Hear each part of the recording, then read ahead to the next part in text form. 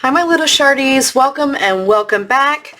Today I'm going to do a really quick video. I just want to show you guys how I'm doing this image right here. I've already done all the blues for the water, or most of them. I haven't decided if I'm going to do that area in between each of the pillars blue yet, but I wanted to show you guys how I'm doing the rocks in case you want to do it yourself. So let me flip it like this and I'm going to zoom it in. Hold on one second. And I guess I'll start over here. So I'm using a couple of different colors so far. My base color, the cream, is going to be 914 cream. I've been using 941 light umber, 948 sepia, 935 black, and I have put a little bit of 1098 artichoke and 1091 green ochre in. I'm going to turn it up like this. Just the green and the artichoke, I've got just a little tiny bit here because it's underwater, so I wanted it to look like it's got like the tiniest bit of like algae in it. Let me see if I can. So what I'm going to do first is just go over an area like right here with the cream as my base color.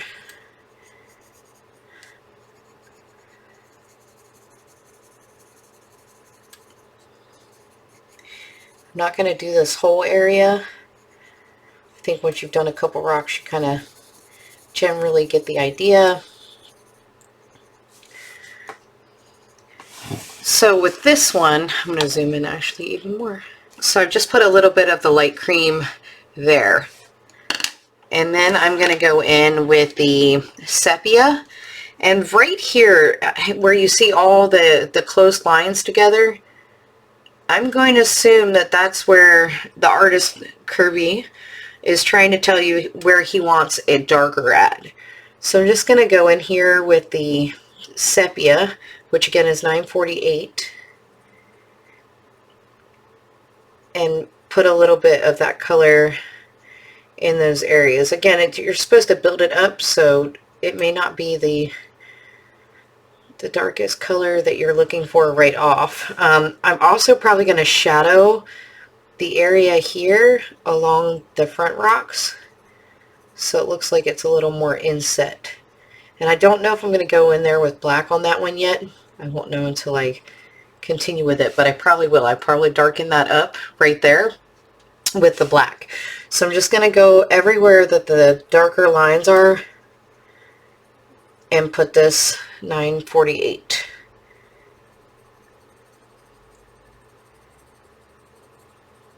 That'll give me like a basis where to start. So you got your real lights there, and then you got your darks.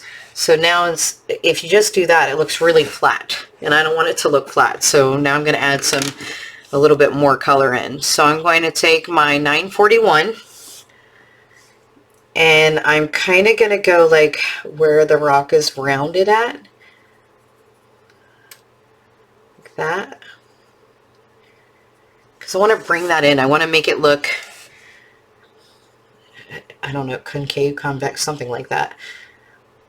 Sorry, my brain is not working today. I want it to look like it's got some shape. And again, if you notice, it still looks quite flat. That's okay right now. I'm just gonna get that in there. I might even go in a little bit more with the sepia wherever that went and pull that in just kind of at the corners there, make it a little darker. Go in with my black here.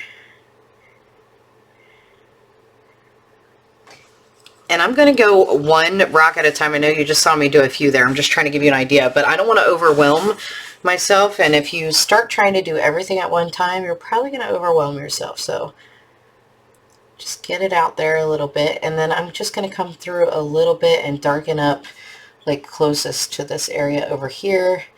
Might put a little bit darker over there because I want to darken up that sepia. Gonna go back over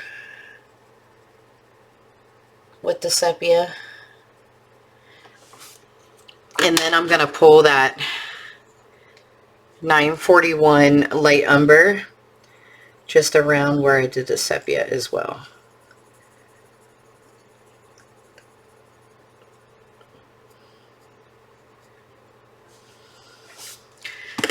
Then I'm going to go in with my 914 cream, and I'm going to just blend the cream in with the sepia and the light umber.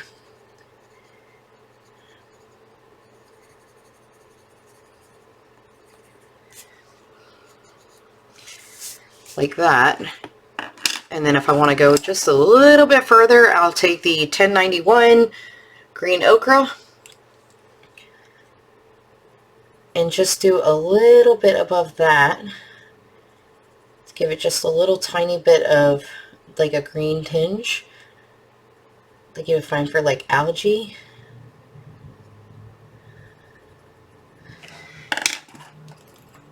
And then with the 1098 artichoke.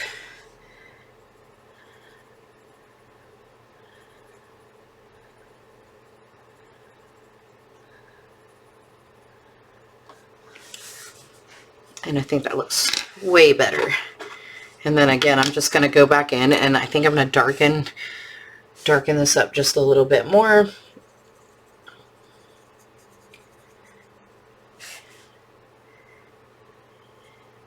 You can continue to do that until you get your desired effect.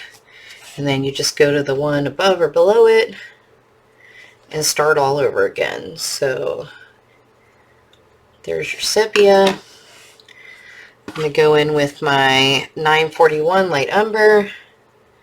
Just go around where the sepia.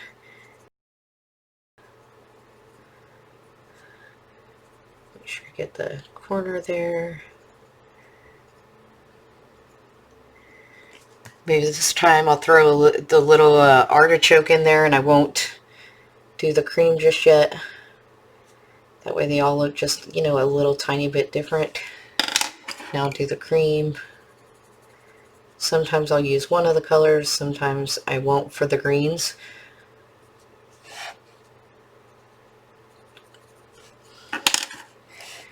Pull my black in.